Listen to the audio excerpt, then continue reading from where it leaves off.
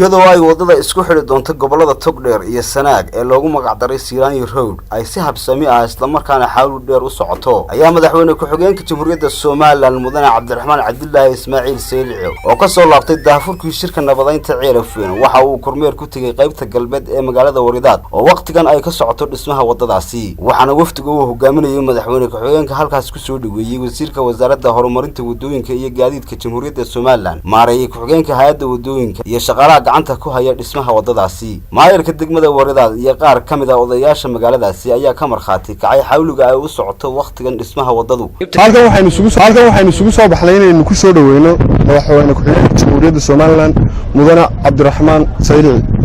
ilaahay mahad iska leh inuu kulmiyay goobtan inagoo nabad qabno caafimaad qabna halkan waxa ka socota waa wajigii galbeedka ee shaqada wadada isku xidha CEERIGAABO iyo burco taasoo ka soo leexata magaalada ilaaf madoobe ilaa iyo magaalada CEERIGAABO alxamdulillah rabbil caalamiin waxa inoo qabsoomay oo hawsha adag iyo mudnaan iyo hambaliyada halkan aan iyo mahadnaqbo uga gudbinaya wasiirka maareeyaha guud iyo maareeyaha ku-xigeenka iyo injineerka guud ee wadada iyo dhammaan injineerada iyo haweenada wakaaladda horumarinta wadooyinka oo aan leeyahay jazakallahu khayran jazaa hawsha dalka iyo qaranka u qabo wadada maanta ee intii dambe waday in ashahada sharaf la siiyo ayaanu ka codsanaa iyadana oo ay mudan yihiin sida ay u shaqeynayaan iyo xilkii loo igmaday sida ay u dardargeliyeen waxaanu ku leeyahay madaxweyne dawladda shahada sharaf maanta siisa waayo intii muddadii hore waxay soo dhaafi weyday meesha la xiriira laakiin waxay ku soo dhaafiyeen muddo yar ayay si xawliga ku soconaysa wasiirka wasaaradda horumarinta wadooyinka Jamhuuriyadda Soomaaliland Cabdullaahi Abubakar Cismaan iyo maareeyay ku-xigeenka guud ee mashruuca wadadaasi Mustafa Qalab ayaa ka warbixiyay qaabka ay u socoto dhismaha wadadaasi waxaan jecelahay warbixin yar oo kooban inaan ku siino wadadan waxa la bilaabay wajigii labaad doorashada ka bacdi 18 Febraayo waa la bilaabay ku talagalkaygu wuxuu ahaa muddo 4 bilood iyo 40 kilomitir ayaa qorshahaygu ahaa ayaan ku qaadanay shirkii wasiirada ugu guuleysanay inay noo suurta galaan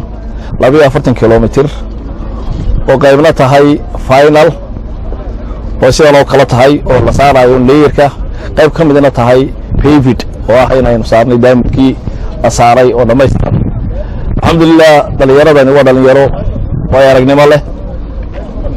isku soo tababartay in badan wada shaqeynaya taasina waxay sahashay inaan anigu si guud inaan uga shaqeynay shaqada rasmiga ahayd marka dhalinyaradaaba gacanta ku haya aad iyo aad baan jecelahay loo appreciate gareeyo abaalkan ay dalka ku leeyihiinna inaanay noqon nimo shaqatiga ama xasilnimo shaqeynaya dalka waxay ka mudan yihiin wax inta ka mudan in maarta mustaqbalka lagu qiimeeyo shaqaale rasmi ah ma oo temporary hadana waxay u hariyo habeen joogaan waxay shaqeeyaan waqtiyada qaar kood in ka badan 12 saacadood ay shaqada gacanta ku hayaan dhaqaalaheena iyo shaqada meesha taala waxaan isla garanay in qubxii qaraba ee hay'adu lahayd fadhiyay Cabdullah in ay u baahnayd hay'adeen waxaan la joogtaa dhalinyaro injineer ah oo muddo 4 sanadood guryahoodii ka yimid gobolada Soomaaliland oo dhanna ka kooban habeenkii barta seexda ku tababartay aqoon far badan ka helay dhalinyaradaas wuxuu baahan in la awood siiyo in la power gareeyo waxaan kaloo madaxweyne noo farxay 3 casho ka hor baad halkan martay 3 casho ka hor wadadani may oolin magaaladana kun wax ka badan bay ka shisheysay 4 casho aad maqnayd baan inta dhignay waxaanu rajaynaynaa doorka dambe ee ceelafweyn heshiisay in aad soo martid ilaa iyo intan 4teed iyo 5teed insha Allah gabagabadina waxa halkaas ka hadlay madaxweyne ku-xigeenka Jamhuuriyadda Soomaaliland wuxuu yiri aad baan runtii faraxsanahay hawshii kullayda muddo hore soo bilaabantay oo xukuumadda hore kulmiye soo bilowday imikana xukuumadda cusub kulmiye hogaaminaya madaxweyne cusub bixina ay beddelgelisay in kulli ah maanta koowaad oo tahay inay si dhamaystirto isku xirka burco iyo CEERIGAABO runtii oo ah laba gobol aad kala fog ama CEERIGAABO oo ah runtii khayraad badan yaallo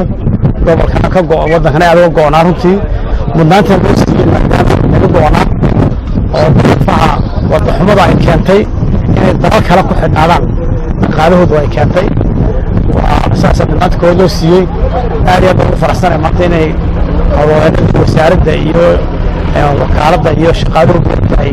halkan nagu soo dhaweeyaan warbixinta nagu siiyaan kaliya ku dardaaray waxa weeyaan in hawsha aynu wadnaa sida la sheegay inay hawl xisaabtan dhaba leh oo nidaam xaliibnaan leh ay noqoto alaabta dhaqaaleynoo dhowrno Axmed Mursal, Star TV, ceelafweyn.